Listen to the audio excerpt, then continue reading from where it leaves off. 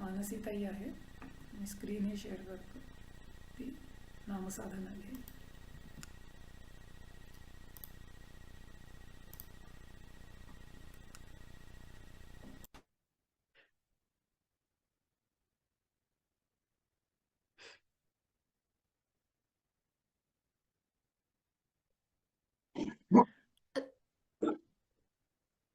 आता आपण भगवान शंकरांची 12 नावं घेऊन त्यांचं स्मरण करूया. माझ्या मागं यदुवीर तू म्हणणार आहेस ना? हो. ओम कामारये नमः. ओम कामारये नमः. ओम अंधकासुरसूदनाय नमः. ओम अंधकासुर ओम सुदनाय नमः. अंधकासुरनाय नमः. ओम गंगाधराय नमः. ओम गंगाधराय नमः.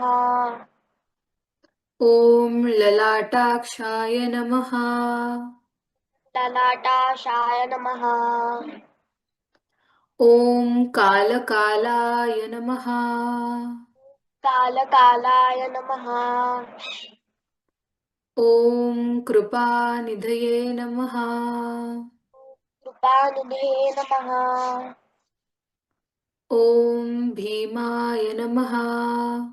ओम भीमाय नमः. ओम परशुहस्ताय नमः. ओम परशुहस्ताय नमः. ओम मृगपाणये नमः. ओम गृहपाणये नमः. ओम जटाधराय नमः. ओम जटाधराय नमः.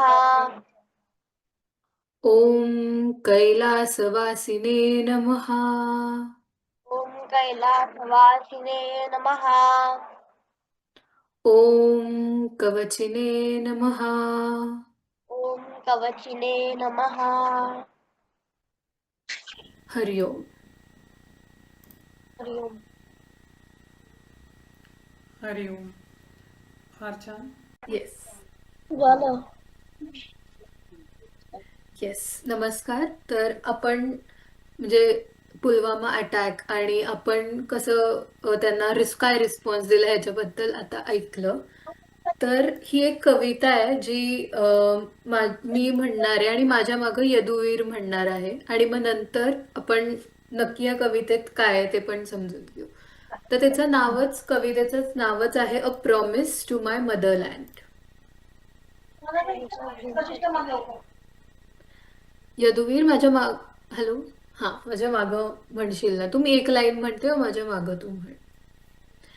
Where the brave hearts stand tall and bold. When the brave hearts stand tall and bold. With stories of valor yet to be told. With stories and valor, with it to be told. Often. They gave their today for our bright light. They gave that their today for our bright light. Guarding our land with all of their might. Guarding our land with all of their might. They marched with pride. They marched with pride. They stood so true. They stood so true. Under the saffron, white and green hue. Under the saffron, white and green hue. No storm could shake them. No storm could shake them. No fear could stay. No fear could stay. They live in our heart every single day. They live in heart every single day.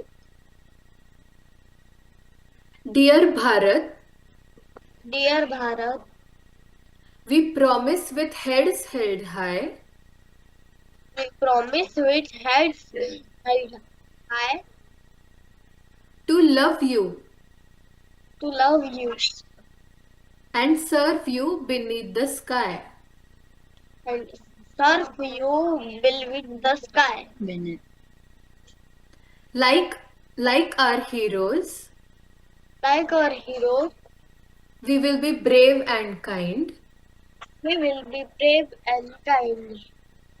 With Jai Hind in heart With Jai Hind in heart and peace in mind.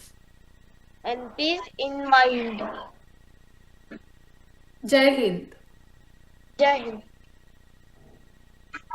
आता ही कविता कळली का सगळ्यांना? मी थोडक्यात त्याचा अर्थ सांगते. तर ह्या कविताच्या म्हणजे आत्ता आपण प्रेझेंटेशनमध्ये पण ऐकलं की म्हणजे हे जे सैनिक आहेत ते आपलं सर्वस्व म्हणजे पूर्ण त्यांचं जीवन अर्पण करतात देशसेवेसाठी. तर त्यांच्याबद्दल ह्या कवितेत पहिल्या 2 पॅरामध्ये सांगितलेलं आहे. आणि आपण म्हणजे जसं कवितेचं नाव आहे की a promise to my motherland, तर शेवटचा जो पॅरा आहे डिअर भारत, तर आपण प्रॉमिस करतोय आपल्या मातृभूमीला. तर ते काय प्रॉमिस आहे की आपण म्हणजे आता आपण काय प्रॉमिस करू शकतो? आपण काही सीमेवर नाही किंवा आपण सैनिक नाही, पण तरी आपण काय करू शकतो की आपण स्वच्छ ठेवू शकतो देश. रस्त्यावर कचरा आपण म्हणजे कुठंच आपण कचरा नाही टाकायचा, स्वच्छ ठेवायचं, एकमेकांशी प्रेमाने वागायचं, आपण काइंड वागायचं, प्रामाणिक राहायचं अशा किंवा आणि जबाबदार राहायचं. आपली जी कामं आहेत, आपला जो अभ्यास आहे, हे सगळं खूप मेहनतीने आणि प्रामाणिकपणाने ते करायचं. सो हे आपण आपल्या देशासाठी करू शकतो. तर हे आपण प्रॉमिस टू अवर मदरलँड. मानसीताई खूप छान, यदुवीरने पण खूप सुंदर म्हटले. आणि अशा पद्धतीने आपण स्वतःच ईश्वराला स्मरून आपल्या राष्ट्राप्रती हा संकल्प घ्यावा. या निमित्ताने नक्की घ्यावा, जसं मानसीताईंनी सांगितलं तसं. आणि तुम्हाला जर मगाशी जसं तेजश्री मावशींनी उपासनेची सुरुवात केली तेव्हा सांगितलं की महाशिवरात्र आहे. ह्या महाशिवरात्रीचं स्मरण म्हणजे आपण भगवान शंकरांचं स्मरण करतो आणि राष्ट्राचं संरक्षण आणि धर्माचं संरक्षण करणारे, रायरेश्वरावरती शपथ घेणारे असे जे बाल शिवाजी होते, त्यांनी पण लढाईसाठी जो नारा दिला होता तो म्हणजे हर हर महादेव हा होता. त्यामुळे भगवान शंकरांचं स्मरण होतं. त्यामुळे ह्याच्यामध्ये ज्ञानाचं आणि ज्ञान मार्गावरती जाण्यासाठी, वाटचाल करण्यासाठी आम्हाला शक्ती दे. त्याचबरोबर राष्ट्राप्रती त्याचं आमच्या शक्तिबुद्धीनुसार संरक्षण करण्यासाठी, राष्ट्र संपदा जी आहे तिचं जतन करण्यासाठी, राष्ट्र संस्कृती जी आहे ती जोपासण्यासाठी सर्व प्रकारांनी आम्हाला शक्ती दे, अशी भगवान शिवांनाच केलेली ती प्रार्थना आहे. आणि त्यांनीच धर्माचं संरक्षण या सर्व लोकांनी देखील केलेलं आहे, करत आहेत. महाराजांना स्मरूनच ते करत आहेत. असे हे सगळे वीरयोद्धे होते. तर फार सुंदर अशा पद्धतीने हे सर्व सत्र आपलं चालू आहे. हो. हरिओम. मी आद्या पवनीकर. आज श्रीमद भगवद्गीता अध्याय 2 म्हणजे सांख्ययोग यातील श्लोक क्रमांक 3 यावर स्वाध्याय करीत आहे. श्लोक असा आहे: क्लैब्यमास्मगमः पार्थ नैतत्त्वय्युपपद्यते क्षुद्रं हृदय दौर्बल्यं त्यक्तोत्तिष्ठ परन्तप. याचा सोपा अर्थ म्हणजे, हे पार्थ, अशा प्रकारचा कमकुवतपणा, वीकनेस तुला शोभत नाही. मनाची दुर्बलता सोडून उठ आणि युद्ध कर. युद्धभूमीवर आल्यावर अर्जुन म्हणतो, मी हे युद्ध करणार नाही. मी आपल्याच मोठ्यांशी, भावांशी कसं युद्ध करू? त्यावेळी त्याच्या मनातला गोंधळ समजून भगवान श्रीकृष्ण त्याला दूर करतात. ज्ञानेश्वरीमध्ये ज्ञानेश्वर महाराज असं म्हणतात: सांडी हे मूर्खपण, उठी घे धनुष्य बाण, संग्रामी हे कवण, कारुण्य तुझे. म्हणजे भलत्या वेळी हा असा मोह तुझ्या मनात कुठून आला आपल्यासोबत असं भरपूरदा घडतं. आपल्याला एका पार्टीमध्ये जायचं असतं आणि आपल्याला ऑलरेडी उशीर झालेला असतो. आपल्याकडे ड्रेसचे 2 चॉईसेस असतात आणि आपल्याला समजत नाही मी कोणचा घालू. तर त्यावेळेला आपण वेळ न घालवता एक ठाम निर्णय घेऊन परत कामाला लागावं. म्हणजे थोडक्यात आपला आळशीपणा आडवा येतो. तर आपल्याला मनाला सांगावं लागतं, उठ, ढिलेपणा सोड आणि कामाला लाग. अजून एक असा प्रसंग असतो की क्लासला जायची वेळ होते आणि टी व्हीवर मॅच सुरू असते, एकदम फेवरेट. अशा वेळी काय करावं? क्लासला तर जावंच लागतं, पण आपलं मन मॅचमध्ये अडकलेलं असतं. पण कोणतंही ध्येय गाठायचं असेल तर स्वतःची उन्नती करून घ्यावी लागते. तर मनाच्या ढिलेपणाला, दुबळेपणाला सोडावंच लागतं. सुखाच्या भावनेने नादी लागून चालत नाही. 2 दिवसांनी आपण गणतंत्र दिवस साजरा करणार आहोत. हे स्वातंत्र्य आपल्याला अनेक क्रांतिकारकांच्या बलिदानामुळे मिळालेले आहेत. म्हणजे सुभाषचंद्र बोस व लोकमान्य टिळक असे अनेक क्रांतिकारकांमुळे आपल्याला आज स्वातंत्र्य भेटलेलं आहे. त्यांनी त्यांच्या इच्छा आकांक्षा यांच्यावर नक्कीच बंधन घातलेले असेल. त्यांच्या घातलेल्या बंधनांमुळे आज आपण सुरक्षित आणि स्वतंत्र आहोत. स्वराज्य मिळाले आहे, त्याचे आपण सुराज्य करूया. त्यासाठी लागणारा शक्ती, बुद्धी आणि सामर्थ्य स्वामीजींना आम्हाला द्यावा अशी त्यांच्या चरणी प्रार्थना करते. माझ्या शब्दांना इथेच विराम देते आणि माझा स्वाध्याय स्वामीजींच्या चरणी अर्पण करते. हरिओम तत्सत. हे अप्रतिम आहे, खूपच सुंदर. आणि इट इज व्हेरी डिफिकल्ट. हा जो दुसरा अध्याय, म्हणजे खरं तर दुसरा अध्याय 72 श्लोक आहेत. मी थोडंसं त्याच्याबद्दल सांगणार आहे आता. म्हणजे मला माहिती आहे तुम्हाला दोघींना थोडीशी घाई आहे, जायचं पण आहे, पण खूप विशेष भाग आहे. आणि हा अभ्यास करायला घेणं आणि सुरुवात करणं आणि त्याच्याबद्दल स्वतः विचार करणं, मग आईबाबांशी बोलणं, आपण स्वतः त्याचं वाचन करणं आणि समजून तो प्रेझेंट करणं, अप्रतिम, व्हेरी नाईस. आणि असं प्रत्येकाने हा प्रयत्न नक्की करायला पाहिजे. आणि तू जर सांगितलं, अर्जुनाची कथा सांगितलीस की नाही, म्हणजे अर्जुनाला असं भगवान चिडून म्हटलंय. चिडून म्हणजे काय, भगवान क्रोधात आहेत अशातला भाग नाहीये, पण हा अर्जुन, व्हाय इट इज सो इम्पॉर्टंट, हाच शस्त्र टाकून बसलाय आणि तो अतिशय म्हणजे विषाद होतोय त्याला, बरोबर. हे तीव्र दुःख झालंय. आणि तीव्र दुःख का झालंय, कारण he has to fight his grandparents, बरोबर. त्याचे भाऊ, त्याचे चुलते, त्यांचा सगळा परिवार, ज्यांनी त्याला वाढवलंय, अशा सगळ्या लोकांशी युद्ध करायचंय आणि त्यांना त्यांचा संहार करायचा आहे. आणि ह्या वेदना, तो अर्जुन म्हणजे मृदू अंतःकरणाचा आहे, तर सॉफ्ट आहे त्याचं हृदय. जरी तो सर्वश्रेष्ठ धनुर्धर असला, बलाढ्य असला, बलशाली असला आणि त्याच्यामुळेच या युद्धात पांडवांना विजय मिळण्याचे चान्सेस होते, असं जरी असला तरी his heart is very soft. आणि असं असल्यामुळे आता त्याला प्रचंड वेदना झालेल्या आहेत आणि त्या वेदना तो व्यक्त करतोय.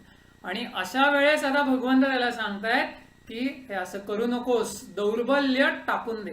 हो की नाही. दौर्बल्य आपल्याला वाटतं की काय हे अर्जुनाचं शस्त्र वगैरे कसं टाकू शकतो आणि व्हॉट इज हॅपनिंग, म्हणजे अर्जुनाने युद्ध केलं पाहिजे आपल्या मनामध्ये येतं. आणि चुकीचं नाहीये, कारण त्यांनी युद्ध नाही केलं तर शस्त्र आपल्या अंगावर येतील. इतकं सिम्पल आहे, हो की नाही. म्हणजे आपली सगळी लोक मारल्या जातील असं आपण आपल्या त्या भूमिकेत गेल्यावर आपल्याला वाटतं. आता असं असताना it is not easy for him, it is not easy. मग तू जर सांगितलं, व्हेरी ब्युटिफुल एक्झाम्पल तू दिलंस की नाही, की 2 ड्रेसेस आहेत. पहिला तर जो मोह आपल्याला होतो तो कोणाचा तरी आपल्याला असा इतरांच्या बाबतीत झालेला नसतो, ड्रेसच्या बाबतीत नक्की झालेला नसतो. पहिला मोह आपल्याला तिथे होतो आणि दुसरा मोह आता यातला काय डिसिजन घेऊ, इथे इनडिसायसिव्हनेस. त्यामुळे द मिनिट मोह निर्माण होतो मनामध्ये, इमिजिएटली पुढची स्टेट आपल्या डोक्यामध्ये काय होते, तर कन्फ्युजन, हे लक्षात घ्यायचं. त्यामुळे हा झाल्यावरती आपला तो एकदम वीक पॉइंट असतो, म्हणजे एक एक वेळ एक एक मिनिट आपल्यासाठी खूप इम्पॉर्टंट असतो तेव्हा. ऍब्सोल्युटली. आणि ते त्याच्यामध्ये तासनतास जाऊ शकतात की हा ड्रेस घाला आणि तो आरशात बघा, नाही तर दुसरा ड्रेस सिलेक्ट करा आणि तो आरशात बघा, आणि मग आई मी काय करू, आणि मग मला काही होतच नाही, मग जाऊ दे मी जातच नाही. इकडे ती गाडी जाते. तर अशी ती सगळी गंमत आहे. पण आपल्याला इथे अर्जुनाचा जो काही मोह आहे निर्माण झालेला आहे तो, आणि त्याचा जो त्याच्या समोर असलेलं जे धर्मयुद्ध उभं राहिलेलं आहे तो विलक्षणच मोठा भाग आहे. आणि तू 2 नावं घेतलीस, गणतंत्र दिवस आहे, मी येणार आहे आणि तो साजरा करणार आहे, फार मोठी नाव आहेत, ती विलक्षण नाव आहेत, नेताजी आणि लोकमान्य. आणि आपण इमॅजिन करू शकतो की ह्यांनी जर त्यांचं कार्य केलं नसतं, त्यांना जी प्रेरणा आतमधनं होत होती की जे राष्ट्राचं संरक्षण करायचं, धर्माचं संरक्षण करायचं, ते न करता हे तसेच बसले असते, तर आज आपण पारतंत्र्यात असतो. किंबहुना आतापर्यंत आपण ऐदर ख्रिश्चन झालो असतो, नाहीतर मुसलमान म्हणून बाटलो गेलो असतो. म्हणजे एकतर शस्त्राच्या धारेवरती आपल्याला बाटलं असतं, नाहीतर पैशांच्या आमिषांनी किंवा सुखसोयींच्या आमिषांनी असं आमिष दाखवून, म्हणजे ग्रीड निर्माण करून मनामध्ये आपल्या परिस्थितीचा फायदा उचलून सगळ्या ब्रिटिशरांनी हे असं करून ठेवलं असतं. तर व्हेरी नाईस, विचार करण्यासारखं आहे. आणि एक विशेष भाग ह्या श्लोकाचा असा आहे की महाभारतामध्ये जेव्हा हे सगळे प्रसंग, म्हणजे कदाचित सर्व मुलांना माहिती असतील किंवा जे ऐकतायत केंद्र त्यांना माहिती असतील की अज्ञातवासात होते पांडव, हो की नाही. त्यांना जवळजवळ वर्षभराचा अज्ञातवास होता, आणि त्या अज्ञातवासात असताना म्हणजे त्यांना आयडेंटिटी त्यांची डिस्क्लोज न करता they had to survive for 1 year, ही कंडिशन घातली होती त्यांना, कारण ते त्या युद्धामध्ये हरले होते. आणि त्या कंडिशन मध्ये अर्जुनाने कोणाचा वेश धारण केला होता, तर तेव्हा क्लिबाचा वेश त्यांनी धारण केला होता. हा क्लैब्य म्हणजे neither a man nor a woman, अशी जी स्टेट आहे. म्हणजे फिजिकली तर मॅस्क्युलिन आहे तो, म्हणजे मेल आहे, पण mentally every emotion is that of a female. आता एवढ्या बलाढ्य अर्जुनाला वर्षभर अशा परिस्थितीत राहण्याचा प्रसंग त्याच्यावरती आला होता, आणि म्हणून सुद्धा भगवंतांनी अर्जुनाला असं सांगितलं की अरे आठवतो प्रसंग, आणि काय करायला लागलं होतं, तुला नृत्य करत बसायला लागलं होतं. नृत्य किंवा नर्तिका, जिथे नृत्य दरबारामध्ये करत असताना ढोल वाजवायला लागत होता किंवा टाळ्या वाजवायला लागत होत्या, आणि तू सर्वश्रेष्ठ धनुर्धर असताना, तुझ्या अंगामध्ये एवढं सामर्थ्य असताना ही परिस्थिती दुसऱ्यांचं मनोरंजन करण्याची तुझ्यावरती आली होती. अशा पद्धतीने मनोरंजन करणं वाईट आहे असा त्याचा अर्थ नाहीये, पण तुझं जे तुला दिलेल्या क्वालिटीज आहेत, तुझ्यामध्ये जे सामर्थ्य आहे, ज्याच्यासाठी तुझा जन्म झालेला आहे, ते सगळं सोडून देऊन हे करायची परिस्थिती तुझ्यावर आली होती. त्यामुळे रिमेंबर दॅट, रिकॉल दॅट, आणि किती क्लेश तुला प्राप्त झाले होते, किती वेदना तुला झाल्या होत्या, आणि ते सगळं सोडून मुळे ड्रॉप ऑल दॅट बिहेवियर आणि become what you are destined to become, असं त्याला प्रेरणा भगवंत देतात. So very nice. हा असाच प्रयत्न सर्वांनी करत राहायला पाहिजे, आणि प्रत्येकाने हा स्वाध्याय करावा. आणि ह्या लाईन्स वरती एक 5 मिनिटं हा अध्याय एकूण आहे तरी काय, म्हणजे व्हॉट इज दिस सेकंड अध्याय अबाउट. आपण पहिला अध्याय ऍक्च्युली बघितला होता मागच्या केंद्रामध्ये. तर हा सांख्ययोग असं म्हटलं की नाही, तर सांख्ययोग म्हणजे तरी नक्की काय आपण थोडक्यात बघूयात. हे सगळं तर व्हेरी डिफिकल्ट, ओके, सगळं आपल्याला बघायचं असा पार्टच नाहीये, पण just very quickly will try to understand concept तरी काय. तुम्हाला माझा स्क्रीन दिसतोय, अध्यायाला दिसतोय स्क्रीन, सगळ्यांना दिसतोय, ओके, व्हेरी नाईस. तर सांख्ययोग असं म्हटल्यानंतर just we need to understand briefly. Sankhya म्हणजे logic, okay, logic of deduction. What is this logic of deduction? We are trying to deduce how to achieve or understand God. And yoga is basically connection. What is this connection? My connection with God. So हा entire अध्याय जो आहे, हा chapter जो आहे, it is about how do I understand the logic of how I can relate to God आणि what the principles of God actually are about. त्याच्यामध्ये 72 श्लोक आलेले आहेत. 8 श्लोक, 7 किंवा 8 श्लोक अर्जुनाच्या मुखातनं आहेत, 2 किंवा 3 श्लोक संजयच्या मुखातनं आहेत. परिस्थितीचं वर्णन करतोय संजय, आणि भगवंताच्या मुखातनं ऑलमोस्ट 60 श्लोक आहेत. त्यामुळे त्याचा टेकअवे काय आहे की जर योग्य विचार तुम्ही केले तर योग्य मार्गावरती तुम्ही निश्चित राहता. आता ह्याच्यामध्ये 5 पार्ट्स आहेत बरं का ह्या पूर्ण ह्याच्यात. आताचा जो श्लोक घेतला तो फर्स्ट पार्ट मधला होता. तो फर्स्ट पार्ट जो त्याच्यामध्ये आहे 10 श्लोक आहेत साधारण, आणि that is about the grief, म्हणजे विषाद जो अर्जुनाला झालाय तो त्याची परिस्थिती मांडतोय. आणि मध्ये एकच भगवंतानी श्लोक त्याला जागा करायला हलवून की अरे क्लिपासारखं करू नको, तो इतका सुंदर आता आद्याने मांडला, तो त्याच्यामध्ये आलाय. सेकंड काय आहे की अरे तू असं करू नको, म्हणजे आपल्याला बघा कधी कधी दुःख होतं, ह्या ड्रेसचा पण मोह निर्माण होतो, कन्फ्युजन होतं, हो की नाही. समोर आपल्या एखादे डिफिकल्ट प्रसंग निर्माण झालेला असतो, आपल्याला फाईट ऑर फ्लाईट असा रिस्पॉन्स असतो बॉडीचा. बरेचदा आपण फ्लाईट म्हणजे पळून जा, थांबू नका असं मनामध्ये येतं की इथनं पहिले निघा. कोणतरी अग्रेसिव्ह झालं, कुठेतरी कोणतरी काहीतरी धावून आलं की पहिले पळा, असं म्हणजे कुठून मारामाऱ्या करायचं असं मी म्हणत नाहीये, पण तरी बॉडीची ही टेंडन्सी असते. या ठिकाणी तर मारामारीच करायला पाहिजे होती, युद्ध करायला पाहिजे. तर तू समजून घे हे सांख्य म्हणजे नक्की काय, प्रिन्सिपल्स काय आहेत स्वतःच्या सत्याबद्दल, truth about your own self, about God, about your true self, म्हणजे तुझं मूळ स्वरूप काय आहे. मग ते समजून घ्यायचं असेल तर व्हेरी इम्पॉर्टंट स्वधर्म हे सांगितलं. स्वधर्माचं आचरण जर करायचं असेल तर व्हेरी इम्पॉर्टंट टू अंडरस्टँड, बुद्धी शाबूत पाहिजे, आणि ह्या बुद्धीला नुसतं शाबूत ठेवून चालत नाही, तर त्याच्याबरोबर आचरण केलं पाहिजे, योग्य कर्म. आणि हे सगळं जर व्यवस्थित केलं तर काय प्राप्त होतं, स्थितप्रज्ञता. आणि ती स्थितप्रज्ञ व्यक्ती कशी असते असं सांगणारा हा अध्याय. So 5 parts to this entire अध्याय. सेकंड अध्याय 72 श्लोक, आणि this is how it is distributed. फार सुंदर आहे. आपल्याकडे एवढा वेळ नाहीये, पुढचा पार्ट आपण सावकाश बघूयात. पण एकेका प्रसंगामध्ये की भीष्मांबद्दलचं प्रेम किती होतं आणि त्यांना मारायचे म्हणून झालेलं दुःख, त्याच्यानंतर ते दुःख झाल्यावर शस्त्रास्त्र टाकून रथामध्ये मागे जाऊन बसलेला अर्जुन, आणि शरण आला तो, आणि शरण आला म्हटल्यानंतर भगवंतानी आता त्याला सांगायची सुरुवात केली आहे सांगायला.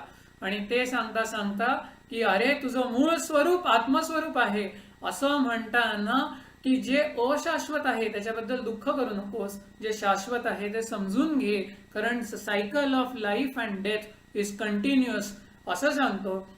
आणि मग फार विशेष श्लोक सर्वांना माहिती असेल कदाचित, नैनम छिन्नन्ति शस्त्राणि नैनम दहति पावकः, आत्म्याला कोणीही मारू शकत नाही हे सांगितले. त्यामुळे तू देह मन बुद्धी नसून मूळ स्वरूप आत्मस्वरूप आहे असं सांगतो.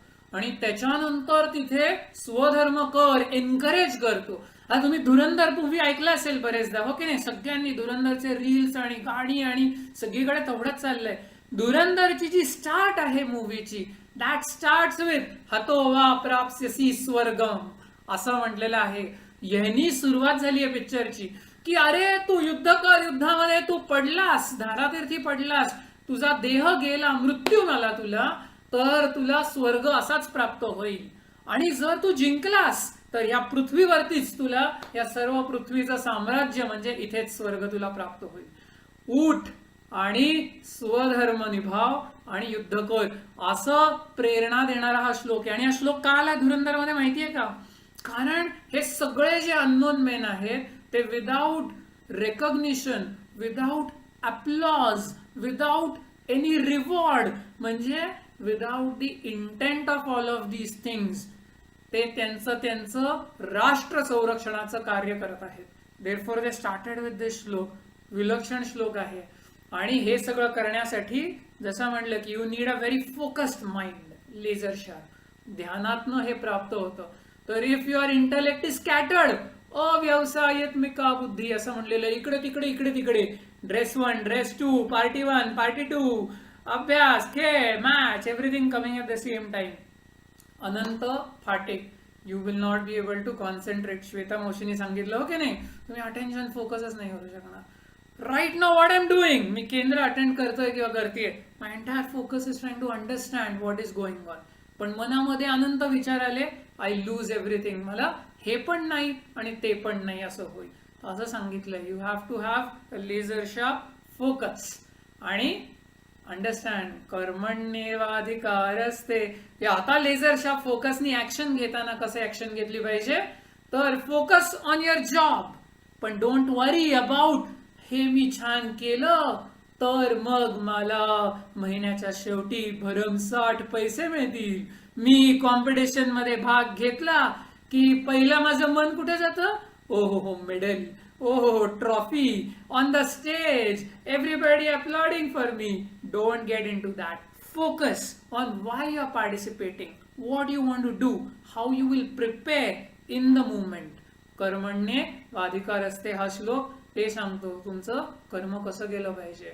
आणि हे ज्यांना जमतं त्यांना स्थितप्रज्ञता म्हणजे जणू संतपद हे प्राप्त होतं असं सांगणारा हा सर्व भाग आहे. फार सुंदर आहे. एवढा वेळच नाही आपल्याला या सगळ्या गोष्टी एका केंद्रामध्ये बघता येतील अशा, पण कारण आज इतका सुंदर श्लोक आणि त्याच्यावरती इतका छान स्वाध्याय घेतला अद्यानी, म्हणून म्हणले की आपण निश्चित थोडंसं ह्याच्यावरती सर्वांना छान जे आहे ते सांगूयात आणि अद्याकडनं प्रेरणा घेऊन प्रत्येक जण स्वाध्याय करेल असं मला निश्चित वाटतं. Very nice. अक्षरा. हरिओम. मी अक्षरा पवनीकर. मी भवन त्रिमूर्ती नगर येथे स्टँडर्ड मध्ये शिकते. आज मी नेताजी सुभाषचंद्र बोस यांच्यावर कविता सादर करते. Netaji was brave and strong. He knew the right and fought for the wrong with fearless heart and truthful way. He showed us freedom's shining ray. He loved his land with all his might. For India's cause he stood the fight. His words give hope, his spirit fire. He lift the nation higher and higher. Give me blood, Netaji cried. For freedom's sake, stands side by side. His voice awoke the sleeping land, and unity grew hand in hand.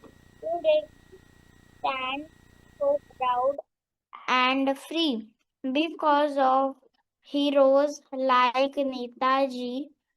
On Republic Day, we bow and say salute to him forever and always. धन्यवाद. हे खूप सुंदर अक्षरा. नेताजींबद्दल तू सांगितलंस. मी ना जरा वल्लरीला आणि दिव्याला पण spotlight मध्ये घेतो हा, कारण फार विशेष आपला असा विषय आहे खरं तर. तर दिव्या तू आहेस का? दिव्या आहे दिसते मला. येस. हा, सगळ्यांना येतोय ना माझा आवाज? हो येतोय. Very nice. तर एवढी सुंदर कविता तुम्ही ऐकली का? अक्षराने इतकी छान कविता नेताजींबद्दल सांगितली. नेताजी सुभाषचंद्र बोस कोण होते, कोणाला सांगता येईल का? कोणी? नेताजी सुभाषचंद्र बोस कोण होते सांगता येईल? त्यांनी ती आझाद हिंद सेना म्हणजे केलेली ना फॉर्म. हो, आझाद हिंद सेना फॉर्म केली होती. ऍब्सोल्युटली. ते अजून आपल्या भारताचे क्रांतिकारक होते. नेताजी आपल्या भारताचे क्रांतिकारक होते, म्हणजे वन ऑफ द बिगेस्ट क्रांतिकारक, आणि who inspired thousands of other क्रांतिकारक. Absolutely right. अजून काय माहिती आहे का कुणाला नेताजींबद्दल? हो दिव्या. Freedom fighter. ऍब्सोल्युटली. तर ब्रिटिशांविरुद्ध आपल्याला स्वातंत्र्य मिळवून देण्यामध्ये ज्यांनी सशस्त्र क्रांती केली, सशस्त्र म्हणजे with weapons, it is not easy, with weapons. लक्षात घ्या, म्हणजे तलवारी, भाले आणि हा सगळा जो काळ एक होताच, पण इथे ऍक्च्युअली रायफल्स, मशीन गन्स, त्याच्यानंतर टँक्स, अशा पद्धतीचे सगळे वेपन्स घेऊन ज्यांनी ब्रिटिशांविरुद्ध फाईट केलं आणि आपल्या भारताच्या स्वातंत्र्यासाठी प्रयत्न केले. याच्यामधलं एक सर्वात मोठं उदाहरण जे होतं, आझाद हिंद फौज ज्यांनी सुरू केली, ज्यांनी ऍक्च्युअली जर्मनीला जाऊन हिटलरची मदत घेतली. हिटलर तर तुम्ही नाव ऐकलंय आणि आपल्याला माहितीये इतिहासामध्ये हिटलर हा किती वाईट होता, पण नेताजींनी ऍक्च्युअली जर्मनीमध्ये जे ब्रिटिश आर्मीमधनं इंडियन सोल्जर्स जे युद्ध करत होते, ते जवळजवळ 5000+ सोल्जर्स जर्मनीमध्ये कॅप्चर्ड होते. Okay, during this whatever world war era that was happening at that time. आणि त्या सोल्जर्सना आता तर तुम्ही काय करणार, Germany had nothing to do with Indian soldiers, right. भारताशी युद्धच नव्हतं. युद्ध कोणाशी चाललं होतं? इंग्लंडशी चाललं होतं. मग इंग्लंडशी युद्ध चाललेलं असताना आमचे हे भारतीय सोल्जर्स तुम्ही आम्हाला द्या आणि आम्हाला वेगळीकडनं आम्ही जाऊन या इंग्लंडवरच अटॅक करतो, म्हणून enemy of your enemy is my friend, हे प्रिन्सिपल वापरून नेताजींनी आझाद हिंद फौज तयार केली. आणि अनेक गोष्टी आहेत ह्या नेताजींबरोबर असले. कदाचित तुम्हाला ही नावं माहिती नसतील. I just show you 3 photographs. Okay, तर तुम्ही फक्त ते 3 फोटोग्राफ्स बघा आणि यू विल अंडरस्टँड काय लेवलची लोक यांनी उभी केली होती. दिसतंय तुम्हाला? स्क्रीन दिसतोय? येस. तर त्या 3 फोटोग्राफ्स मध्ये मधला जो फोटोग्राफ आहे तर त्याच्यामध्ये ऍक्च्युअली आझाद हिंद फौज ह्याच्यामध्ये लढलेले जे सैनिक होते त्याचं त्यांनी चित्रीकरण केले. Okay, this is not the real picture, पण ह्याच्यावरती एक सिरीज आलेली आहे. ती मोठ्यांसाठी आहे, ती सगळ्या लहान मुलांनी बघण्यासारखी ऍक्च्युअली नाहीये, पण कदाचित पुढे जर लहान मुलांसाठी आली तर नक्की मी सांगेन ती बघावी. पण दॅट इज त्याच्यामधलं चित्र आहे. ही आझाद हिंद फौज मध्ये ही लोक ऍक्च्युअली लढत होती, म्हणजे ऑल पुरुष, स्त्रिया, लहान मुलं मुली सगळेजण होते. लेफ्ट साइडला आणि राईट साइडला ऍक्च्युअली 2 लेजेंडरी मुली आहेत, म्हणजे 2 सोल्जर्स, लेजेंडरी सोल्जर्स. एक आहे सरस्वती राजामणी म्हणून. She was the youngest spy in Netaji's army. तुम्ही इमॅजिन करा, youngest spy in Netaji's army. मुलांचा पोशाख करायची. युट्यूब वरती सरस्वती राजामणी यांच्यावरती एक फार अप्रतिम तिकडे छोटा व्हिडिओ आहे, तर नक्की बघा, तुम्हाला चान्स मिळता. आई बाबांना सांगा, फार सुंदर घेतलेला आहे. आणि राईट साइडला जी आहे म्हणजे सेकंड स्पाय, त्यांचं नाव होतं सोल्जर नीरा आर्या. आणि तुम्ही फक्त वाचा खाली काय लिहिलंय त्याच्यावरती, the legendary soldier Neera Arya. आणि ते वाचताना सुद्धा तुम्हाला कळेल काय वेदना झाल्या असतील नीरा आर्यांना, कारण नेताजींचा पत्ता, त्या पकडल्या गेल्या आणि त्या पकडल्या गेलेल्या असताना नेताजींचा पत्ता त्यांना विचारण्यात आला, पण त्यांनी हो का चू केलं नाही. आणि त्यांना किती शारीरिक यातना दिल्या असतील ब्रिटिशांनी, आपण फक्त इमॅजिन करू शकतो. अशा या 2 लेजेंडरी सोल्जर्स नेताजींच्या आर्मीमध्ये. म्हणजे why so many people were inspired आणि सो मेनी पीपल फॉट. आणि एक लास्ट मी तुम्हाला फक्त दाखवतो, you just read this, look at the number. तुम्ही नंबर वाचा तिथे. फक्त किती नंबर आहे, कोणी वाचून सांगू शकेल मला? पहिला आकडा 26,000. 26,000 ऑफ आर INA सोल्जर्स वर मार्टीड. आणि ह्याच्यामध्ये मेन अँड वुमन बोथ. 26,000. आपल्या गव्हर्नमेंटनी इमॅजिन करा, at that time, not now, the times are changing big time, म्हणजे आता बदल होतोय, पण त्यावेळेस स्वातंत्र्य मिळाल्यानंतर या लोकांना आपल्या त्यावेळेसच्या काँग्रेस गव्हर्नमेंटनी रेकॉग्नाइज पण केलं नाही. म्हणजे भगवद्गीतेचं आचरण, स्वधर्माचं आचरण, आणि ह्यामधनं आमचं नाव सुद्धा समाजाला माहिती होणार नाहीये, ज्याच्यासाठी आम्ही बलिदान देतोय, पण फक्त आमचा धर्म आम्हाला सांगतो की राष्ट्राला स्वातंत्र्य मिळवून द्यायचं आहे. एवढ्या एका कार्यासाठी यांनी countless people died for just one cause, which was freedom of the nation. आणि ह्या सगळ्यांना लीड करणारे कोण होते, तर ते नेताजी सुभाषचंद्र बोस होते. त्यामुळे ही जी कविता, एवढी सुंदर कविता, त्या कवितेचं एवढं महत्व त्याच्या मागे असलेले नेताजी, त्यांनी आपल्याला दिलेली प्रेरणा, आणि ती प्रेरणा त्यांच्या कर्मयोगातून निर्माण झाली आहे, हे लक्षात घेतलं पाहिजे. तर व्हेरी ब्युटिफुल. दिव्या, तू इंट्रोड्यूस करशील आणि काय प्रेझेंट करणार आहे ते सांगशील. हं? माझं नाव दिव्या आहे. मी 3rd स्टँडर्ड मध्ये शिकते. माझ्या स्कूलचं नाव आहे श्रीमती सुलोचना देवी सिंघानिया स्कूल. मी आज एक गोष्ट सांगणार आहे. माझी गोष्ट गणपतीवर आहे, कारण की आता माघे गणपती नावाचा उत्सव चालू आहे म्हणून. तर एकदा शिवशंकर आणि पार्वती माता बसलेले. मग गणपती आणि त्याचा भाऊ कार्तिकेय खेळत होता. मग त्यांच्या छोट्याशा गोष्टीवर भांडण झालं. मग ते लोक ते भांडण घेऊन आईबाबांकडे गेलं आणि बोललं, कार्तिकेयने बोलला आईला की बघ ना आई आई आई आई, हा मला खेळू नाही देत, माझे खोड काढतो नुसते. मग गणपतीने बोलला, नाही आई, भाऊ खोटं बोलतोय, हा मला खेळू नाही देत, काम सांगतो नुसतं. शंकरनी आणि पार्वतीनी दोघांनी एकमेकांकडे बघून हसले आणि शंकरनी म्हणाले की माझ्याकडे एक छोटासा खेळ आहे. मग दोघांनी बोललं, ठीक आहे, काय आहे तुमचा खेळ? मग त्यांनी बोललं, जो पण या देशाची प्रदक्षिणा करून येईल, पहिले पृथ्वीची प्रदक्षिणा पहिले करून येईल, तो 1st नंबरवर येईल. मग कार्तिकेय पटकन त्याच्या वनावर बसला, म्हणजे की मोरावर बसून गेला. मग गणपती इकडे तिकडे बघितलं. त्यांनी बोलला, माझं वन म्हणजे तर उंदीर मामा, मग तो कसा जाईल इथे पृथ्वीवर? मग त्याला एक युक्ती आली. त्यांनी त्याच्या आईबाबांना जय केलं आणि हात पकडून त्यांना जय करून गोल मारला आणि मग परत गोल मारल्यावर जय केला, प्रदक्षिणा केली आणि मग त्याच्यानंतर त्यांच्या उंदीर मामासोबत खेळायला लागला. मग काही वेळाने कार्तिकेय आला आणि मनात बोलला की ये, आता तर मी जिंकला, हा इकडे गेलाच नाही. मग जाऊन बोलला आईला की आई आई आई, मी पहिले आला, मी जिंकला. आणि मग बोलला की आई बोलणारच की हो तू जिंकला. तितक्यात गणपती आला आणि बोलला, नाही आई, मी जिंकला. मग सगळे लोक त्याच्याकडे पाहायला लागले आणि मग त्यांनी बोललं की तू कसा जिंकला, तू तर केलंच नाही. मग त्यांनी बोलला, तुम्हाला ती गंमत आठवते का? लोक बोलतात ना, आईबाबांच्या पायांमध्येच पूर्ण पृथ्वी असते, तर मी आईबाबांची अवतरणा घेतली.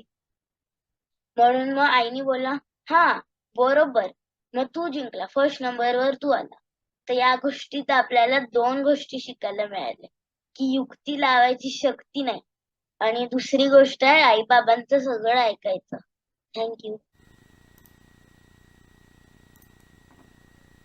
दिव्या, किती गोड, फारच सुंदर सांगितलीस तू गोष्ट. मग तू आईबाबांचं सगळं ऐकतेय का? हो, असं इथे नाही सांगायचं, खरंच ऐकते? खरंच आहे. ओके, मी नंतर आईला विचारेन, ऐकते का दिव्या? नाही. खूप छान, खूप छान. आणि तुला असं पटलं का जे गणपती बाप्पांनी केलं, त्यांनी जरा थोडी चालूगिरी नाही का केली या गोष्टी? शक्तीपेक्षा युक्ती लावली. शक्तीपेक्षा युक्ती लावली. मग आणि कार्तिकेयचं काय? कार्तिकेयचं चुकलं का जरा? शक्तीच्या मागे धावला? नाही, तो पण बरोबर. तो पण बरोबर होता ना, पण तो चिडला. तुला माहिती ना पुढे कथा काय झाली? तो चिडला जरा आईवरती. आणि मग तो निघून गेला, जरा दुसरीकडे गेला. हो ना. पण व्हेरी नाईस. गणपती बाप्पा, आता बघा हा, गणपती बाप्पाचा रेलेव्हन्स आपल्या सगळ्या उपासनेमध्ये काय आहे तू सांगू शकशील का? आज आपण गणपती बाप्पाचं स्मरण केलं का ग कुठे? आपण पहिली पूजा गणपती पासून करतो, कुठली पण. हो, पण मग आजच्या केंद्रामध्ये केलं का आपण? गणपती बाप्पाची पूजा केली का? नाही केली? नक्की का? का थोडी कुठेतरी केली असेल? हो का? नाही नाही केली. प्रार्थना केली, पण प्रार्थना केली ना. मग प्रार्थनेची सुरुवात कशाने केली आठवत आहे का? काय केंद्राची प्रार्थना सुरू होताना काय म्हणतात? ओम नमो आद्या होता पहिली प्रार्थना. आणि त्याच्या आधी सुद्धा आपण काय म्हणतो? श्री गणेशाय श्री गणेशाय नमः. श्री गणेशाय नमः. आणि मग सुरुवात करतो ओम नमोजी आद्यानी. त्यातला ओम हे कोणाचं आहे? गणपतीचं गणपती बाप्पा. गणपती बाप्पाचं एक नाव काय आहे? ओम पासन काय नाव आहे? ओंकार. ओंकार. हे म्हणजे लाईफलाईन घेऊन आपलं कौन बनेगा चालू आहे, हो की नाही?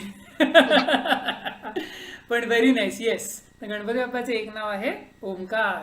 आणि त्यामुळे आपले ध्यान उपासना सुद्धा करताना आपण स्मरण कोणाचं करतो? ओंकार स्मरण करतो.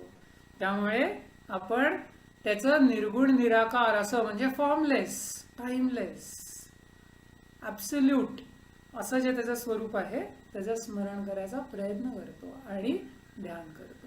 नाममंत्रही त्याचाच म्हणतो. नाही, खूप सुंदर. गणेश जन्म असा तो सण आहे, बरोबर की नाही? आणि गणेश जन्म साजरा अनेक जणांनी केला असेल. मंदिरांमधनं पण खूप सुंदर उत्सव होतो. पण ह्या सर्व उत्सवाच्या मागे, ह्या सर्व पूजेच्या मागे नेहमी लक्षात ठेवायचं की हा जो गणपती बाप्पा आपल्या आतमध्येच आहे, विराजमान आहे, ज्ञानरूपाने विराजमान आहे, त्याचं स्मरण करून, त्याचं ध्यान करून, त्याला समजून घेण्याचा प्रयत्न आपण अंतरंगात आपल्यामध्ये करायचा. जो उपासना मार्ग आहे म्हणजेच ध्यान मार्ग आहे, तो आपण रोज ह्या गणेश जन्माच्या कथेच्या निमित्ताने आणि गणेश जन्माच्या निमित्ताने असं आपण एक प्रॉमिस स्वतःलाच देऊया. देशील ना? रोज उपासना थोडी का होईना करायची.